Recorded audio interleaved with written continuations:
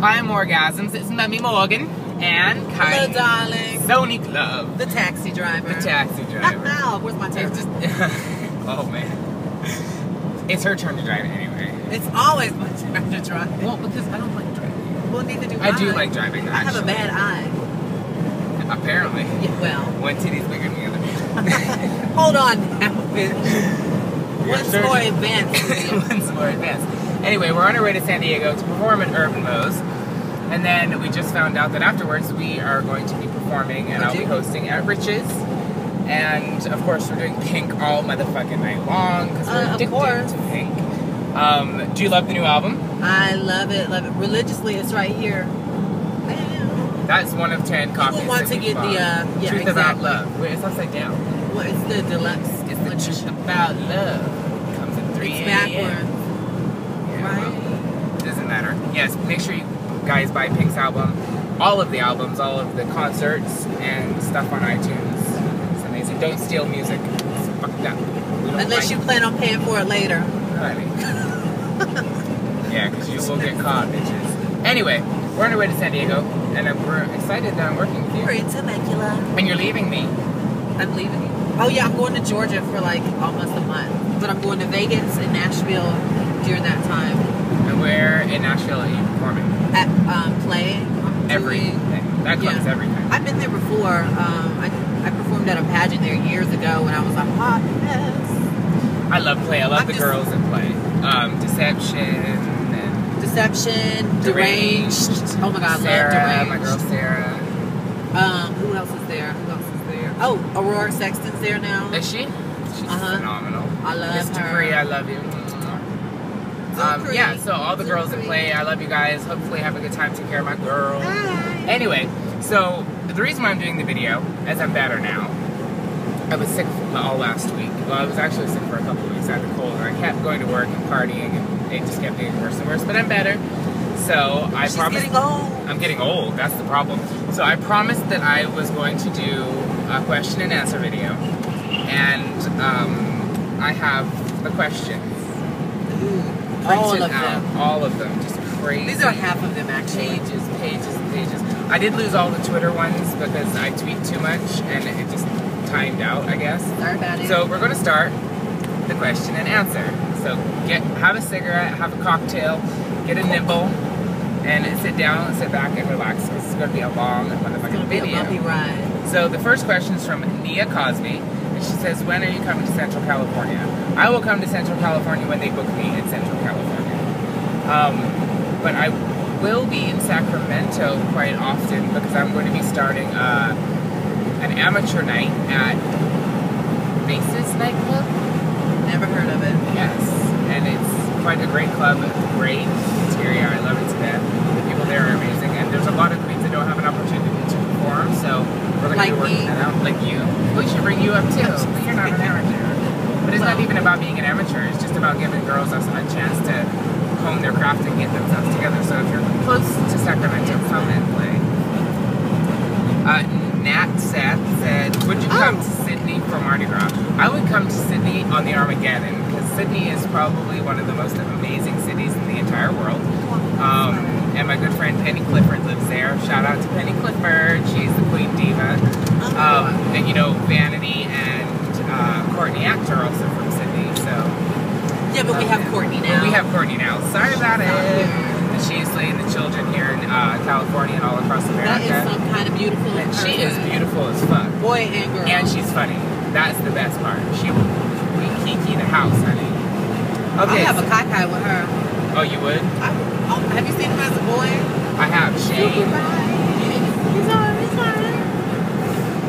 Okay, so Janine Michelle Ganella, what is the most important thing that you would like people to know about you? And what do you want people to think of most when they think of you? I don't know. I think that people know me by the way I, express myself on stage and the way I express myself in these videos. I want people to know that it's not about the individual, it's about the community. And no matter if you're gay, straight, bisexual, transgender, questioning, whatever, you have to take care of each other, and that's just the biggest thing. So that's it. And when they think of me, I I want them to think of flawless, fierce, and fantastic. 3 Fs. Like Latrice's 5 Gs. I have 3 Fs. Okay, so Cheryl Dunn. I'm going to start volunteering at Phoenix, Arizona LGBT Pride office this week. I'm nervous but also excited. What would you say I should expect from volunteering for a local LGBT group? A family. People that donate their time to any charity or any non-profit organization, you will find they're the most giving people in the world. They're the backbone. Oh, this ain't for me. Oh no, it's okay. Join in. Shit, these could be questions for you too, darling. Girl, look at me. I'm just glasses. I look at alien. No, I just feel like those people are the backbone of the community, really, because they're the people that are getting out there making a difference. Oh, absolutely. I think that you shouldn't go in with any false pretenses about yourself. Just go in to be who you are. People are going to love you for who you are. And those are the people that are changing our lives and our community and our laws. So, you know, join the fight, join the team, and join the family. So, have fun, too. That's the main fucking thing. Have a good time. Emily Dingley. Hey, Morgan, I was just wondering how you go about choosing which songs you will perform and how you came up with the Evil Queen performance. It's amazing. The Evil Queen performance, we do a lot of Disney shows, we do a lot of theme shows in the Dream Girls, and you have to just be on top of your game and keep it fresh and keep it, you know, as tight and right as you can. You want to impress the audience. The Dream Girls have been around for 29 years for a reason, you know, and Mcmichaels and Hunter and Kiwi and Delta Work and a whole bunch of the most fantastic entertainers I've ever worked with. Dolly Levi, Venus Delight, Chanel, Raja, Kylie Sonique. You know, we are such a creative bunch of people, and you'll find that groups of drag queens that work together regularly, they you feed off of each other's creativity, and you definitely, you know, you learn from your girls. So yeah, that's how I came up with that. And I don't know how I go about choosing. You have to definitely play for your audience. So different clubs might cater to different types of gays. There's older crowd, younger crowd, ghetto crowd, you know, dancing crowd. So you just have to pick and choose wisely and keep everything, you know, meaningful, upbeat. If you're going to do a ballad, make sure it counts. So I just kind of choose 5 minutes before I go on stage sometimes. Really, it's very last minute, hodgepodge. Okie dokie. Bernie J. Estrada, what kind of projects do you have in mind for the future? Well, I'm branding myself. I'm getting myself out there, and all the other girls from RuPaul's Drag Race have learned from RuPaul, and we have, you know, merchandise. I have a little something to show you. This is my iPad cover, and you will be able to find it. Isn't that fantastic? And you can see the iPad situation.